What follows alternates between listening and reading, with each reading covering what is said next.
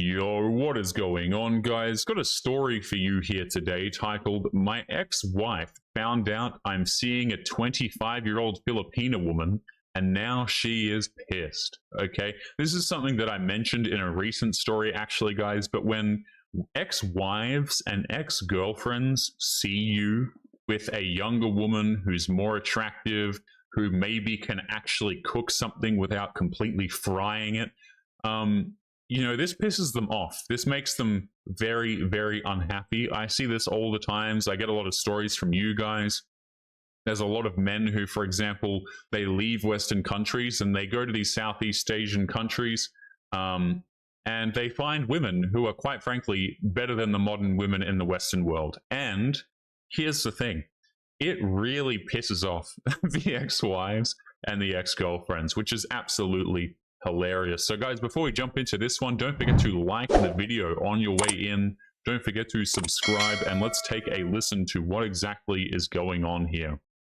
So, a 41-year-old man starts rebuilding his life after a painful divorce. Okay, so he probably got robbed in the process as well.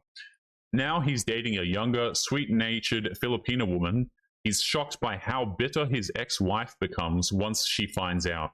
Her reaction reveals more about their past than he ever expected. So what a surprise. She's pissed off. He says, I'm a 41-year-old guy and I've been divorced for just over 2 years now. My ex-wife, who's 42, again, so this is a woman who's older than him by a year, and I were married for nearly a decade before it all went downhill. Long story short, we grew apart. She started disrespecting me constantly and eventually told me she wasn't in love anymore and that she needed to find herself. The translation was that she wanted to go out there and thought that she could do better. Okay, isn't it funny, by the way, how, we have these things, we have vows, till death do us part, through thick and thin, and it seems like these vows are all great and good until the woman gets bored, right? Until she finds a guy who's perhaps more successful, looks like he's more put together, more attractive, whatever the case may be. I just find it funny how much of a joke, unfortunately, the vows have become to modern women. Oh, I need to find myself. Yeah, those silly vows, they can be put on the back burner here. In fact, just to hell with them, throw them away, because I need to find myself. It's so stupid, man. No wonder dudes don't want to get into relationships or marriages. It really is no wonder. So he says, I was wrecked for a while. I had poured everything into that marriage.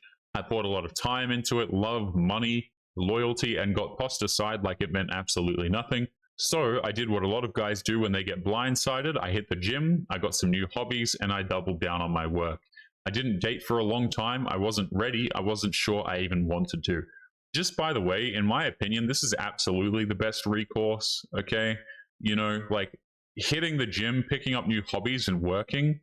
This is probably going to help you as a man a lot more than anything else, realistically.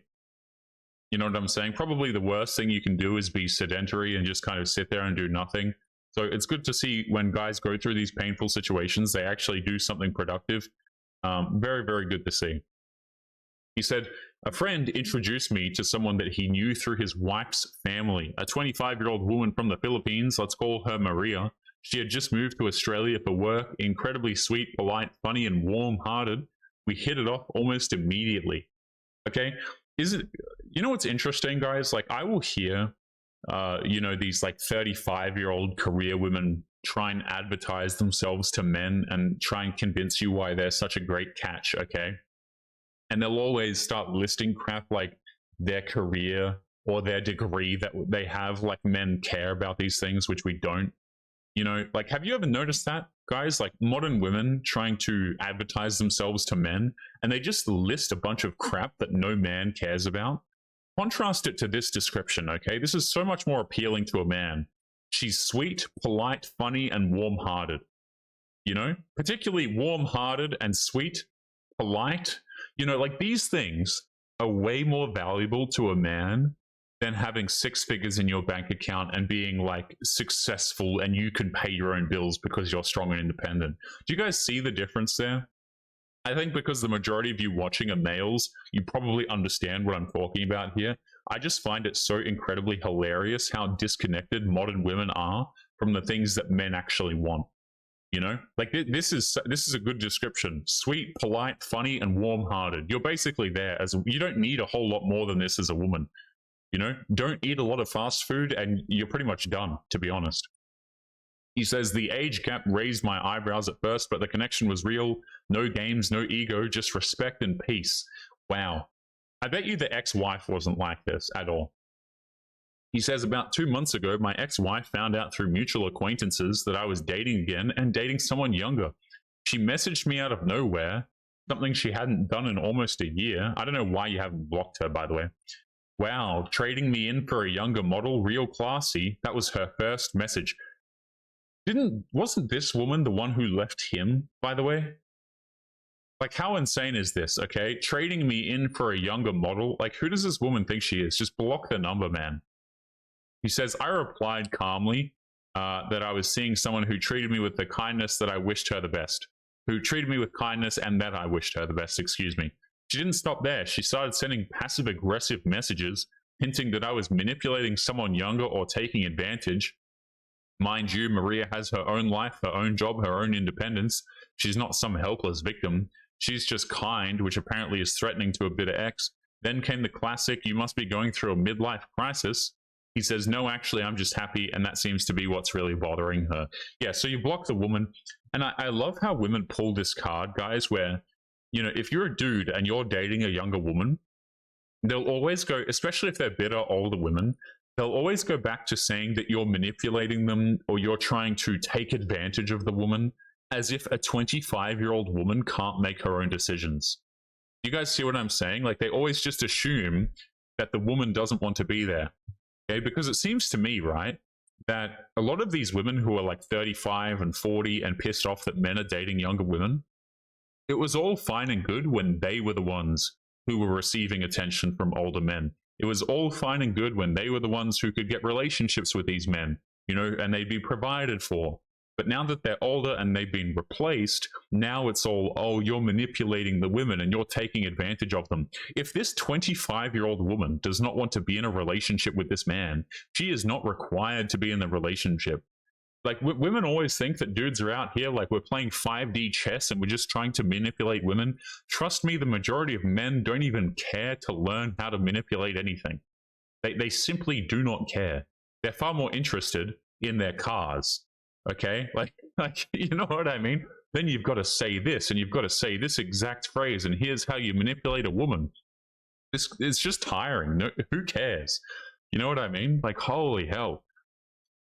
After the third or fourth guilt-tripping message, I blocked her. I didn't need that energy back in my life. Maria doesn't even know the extent of what my ex said. I won't bring that drama into something good. But man, it made me reflect on how different the two women are. Let me just say that again. It made me reflect on how different the two women are. This is why dudes go overseas. You know what I'm saying? Like, it really is.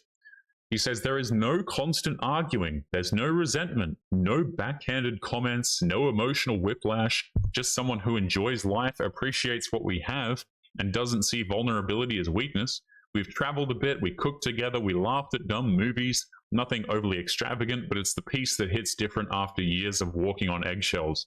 He says that's the truth of it. She left thinking that I would fall apart, that I'd be lonely and regretful while she went on to live some new, vibrant life. But I didn't crumble. I just took my time, healed, and found someone who doesn't make love feel like a chore. I really want to take a moment to emphasize, by the way, how important this is to men. Where is it? He says it's the piece that hits different after years of walking on eggshells. This is one of the primary things that men value when they're looking for romantic partners, and I find it endlessly hilarious how little modern women are able to provide this to guys. It's not like it's some Herculean, difficult task that requires you to do 57 different things over a period of multiple years. You know, it's not like trying to make 6 figures by yourself, for example, as oftentimes women require men to do. Just be peaceful. And so many women completely fail that, unfortunately. But guys, we're going to be leaving today's episode there. Don't forget to leave your thoughts and your comments. Make sure you guys take care of yourselves, and I'll be seeing you all in the next episode. Peace.